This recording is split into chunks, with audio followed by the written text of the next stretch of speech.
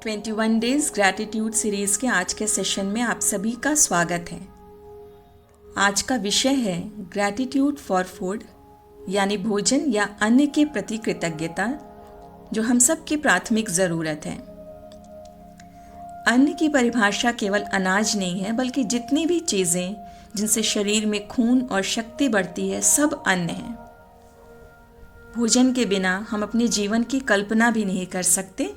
इसी महत्व को ध्यान में रखते हुए इसे ब्रह्मा कहा गया है। भोजनम ब्रह्म देवता, इसे ईश्वर माना गया है, क्योंकि भोजन में जो रचनात्मक ऊर्जा है वो ब्रह्मा होती है। शरीर का पोषण करने वाली ऊर्जा विष्णु है और भोजन का हमारी चेतना यानी कॉन्शियसनेस में परिवर्तन शिव है। यदि इस दृष्टि से हम भोजन करते हैं तो उसके भीतर की किसी भी दोष या नकारात्मकता से हमें कोई हानि नहीं पहुंचती है। इसके अलावा भोजन के संबंध में एक अन्य कहावत भी है, जैसा खावे अन्न वैसा होवे मन। हम जैसा अन्न खाते हैं हमारी भावनाएं भी वैसी हो जाती हैं। यानी भोजन न सिर्फ हमें शारीरिक स्तर पर बल्कि हमारी भावनाओं और विचारों को भी प्रभावित करता है। उपनिषद में हमारे भौतिक शरीर को अन्नमय कोश या खाद्य शरीर कहा गया है, क्योंकि यह भोजन से बनता है।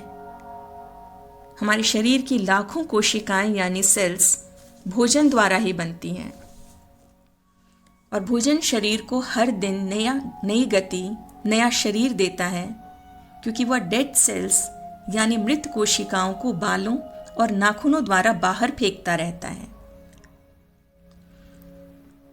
अजन्मे बच्चे को गर्भनाल द्वारा माँ से भोजन मिलता रहता है और उसका विकास होता रहता है, और जन्म के बाद माँ द्वारा बच्चे को दी गई पहली चीज दूध के रूप में भोजन ही है।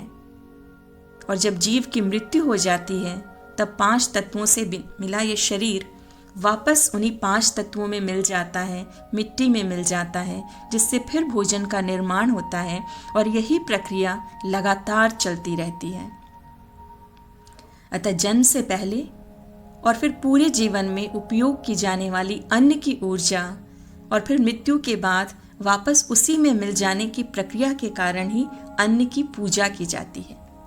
उसके प्रति कृतज्ञता की भावना रहती है, और साथ ही अन्न की देवी के रूप में माँ अन्नपूर्णा की पूजा की जाती है, जो पार्वती का एक रूप है और भोजन और पोषण की देवी हैं। आइए अपने जीवन में, अपने शरीर में अन्न या भोजन के महत्व को स्वीकारते हैं, और हम सब साथ में मिलकर अन्न के साथ साथ माँ अन्नपूर्णा का स्मरण करते हुए उनके प्रति कृतज्ञता और साथ ही अपनी गलतियों के लिए माफी मांगते हैं। धीरे से अपनी आंखें बंद करें और अपने भौतिक शरीर या फिजिकल बॉडी का स्मरण करें। याद करें कि आपका ये शरीर भोजन यानी अन्न से बना हुआ है। अपने भोजन के प्रति कृतज्ञ हों, साथ ही अपनी कृतज्ञता मां अन्नपूर्णा के प्रति प्रकट करें, जो कभी अपने भक्तों को भोजन के बिना नहीं रहने देती हैं। श्रद्धा और विनम्रता के साथ झुककर उन्हें प्रणाम करें और उनसे प्रार्थना करें कि उनके साथ साथ धरती माँ का आशीर्वाद हमेशा हम पर बना रहे। अपने मन में उन सभी लोगों को याद करें जिनकी वजह से भोजन खेतों से होता हुआ हमारी थाली तक पहुंचता है। ये एक पूरी श्रृंखला है लोगों की, और जिसकी हर कड़ी के लिए हम उनके कृतज्ञ हैं।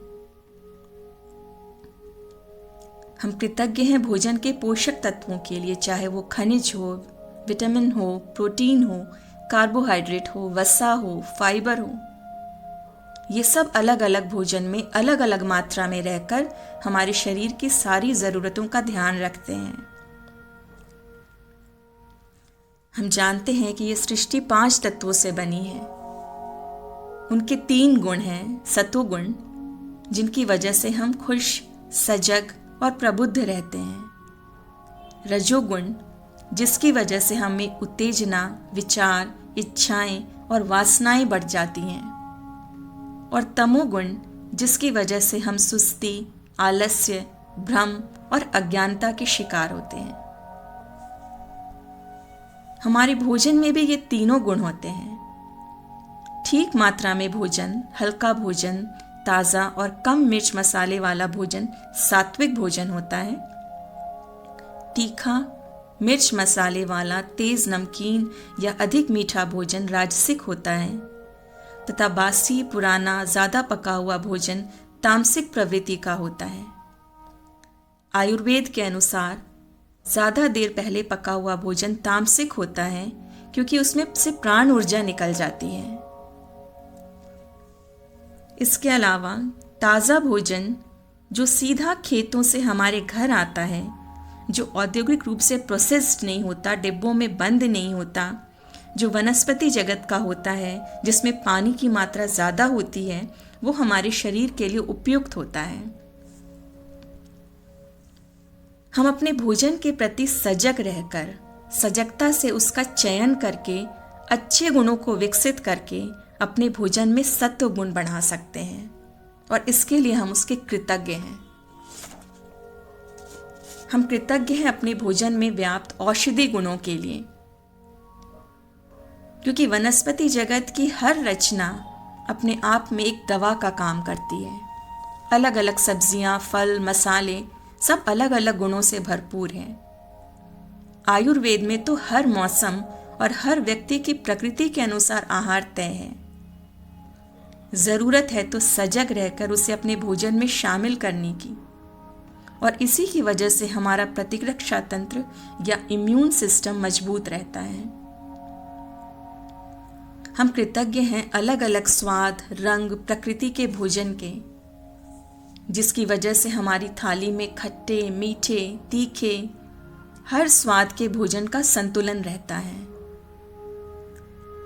हम कृतज्ञ हैं अपने भोजन के लिए, शरीर को लगातार ऊर्जा देने के लिए और भौतिक के साथ साथ मानसिक और भावनात्मक स्वास्थ्य और मजबूती के लिए।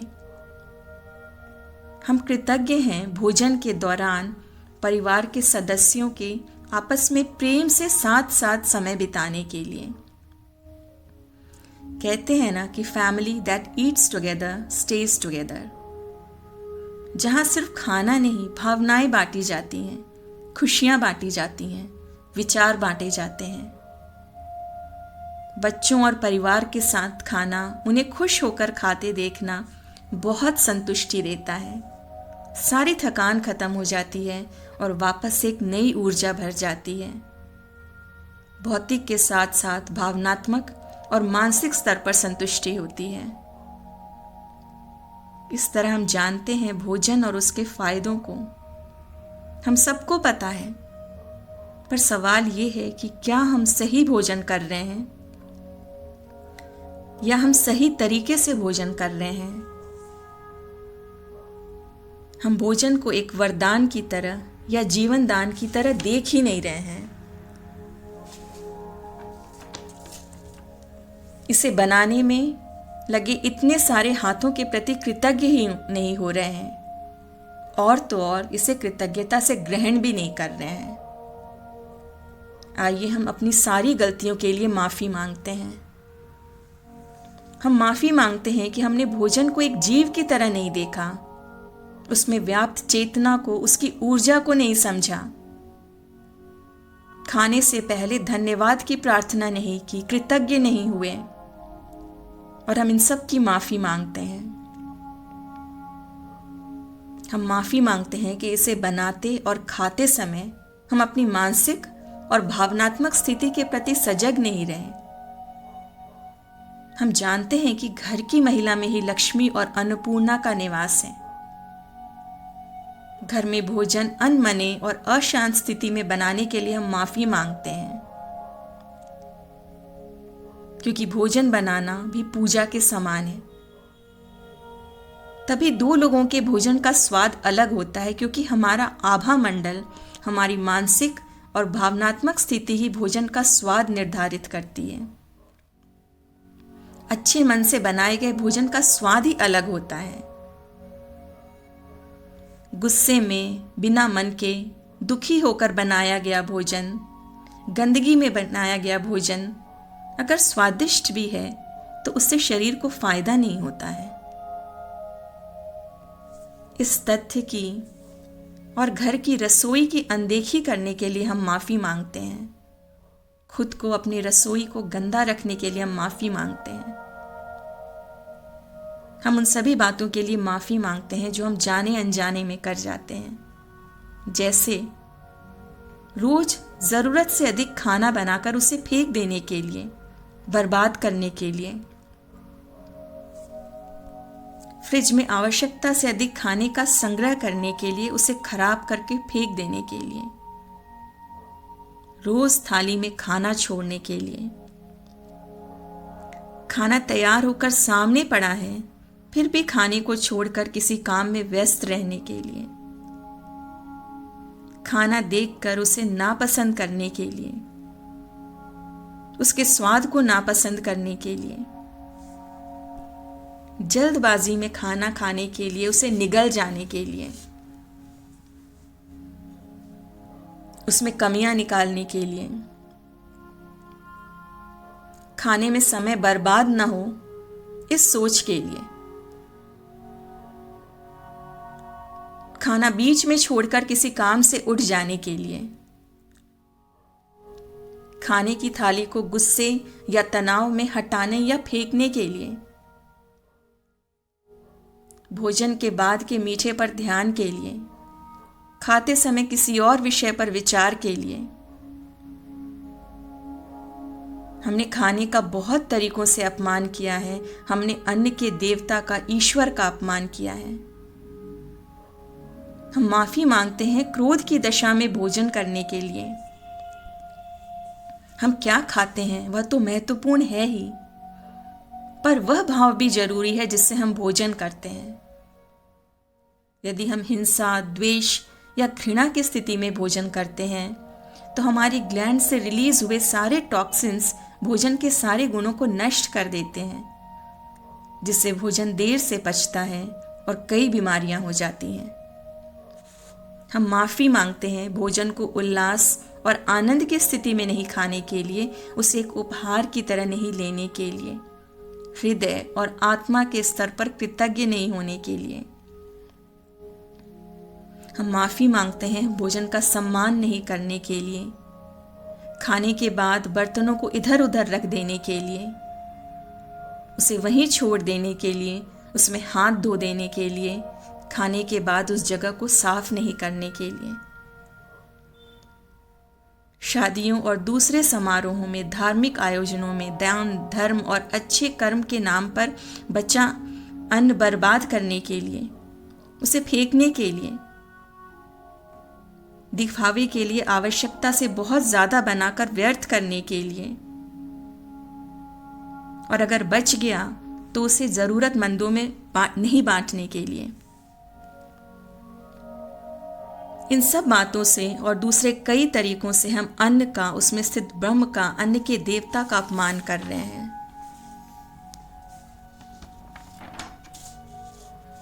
अपने शरीर, इस अन्नमय कोश का अपमान कर रहे हैं। आज अपने भोजन, इसकी ऊर्जा के प्रति हमारी कृतज्ञता सिर्फ शब्दों तक सीमित नहीं है, हम इसे दिल से महसूस कर रहे हैं। और अब हम इसका महत्व और शरीर के प्रति इसकी उपयोगिता के लिए कृतज्ञ होते हुए भोजन करते समय इस उद्देश्य के साथ करेंगे कि हमें उसका आनंद लेना है। हम उसके हर कौर का आनंद लेंगे, भोजन की थोड़ी मात्रा लेंगे, उसके स्वाद का आनंद लेते हुए उस पर ध्यान रखेंगे। उस वक्त में वही सब कुछ है, अपने दिमाग में अन्य बातों का विचार नहीं करेंगे। अच्छी तरह चबा चबा कर भोजन करेंगे, अपने मुंह में लिए भोजन को तरल होने तक चबाएंगे ताकि उसके सारे पोषक तत्वों को ग्रहण कर सकें।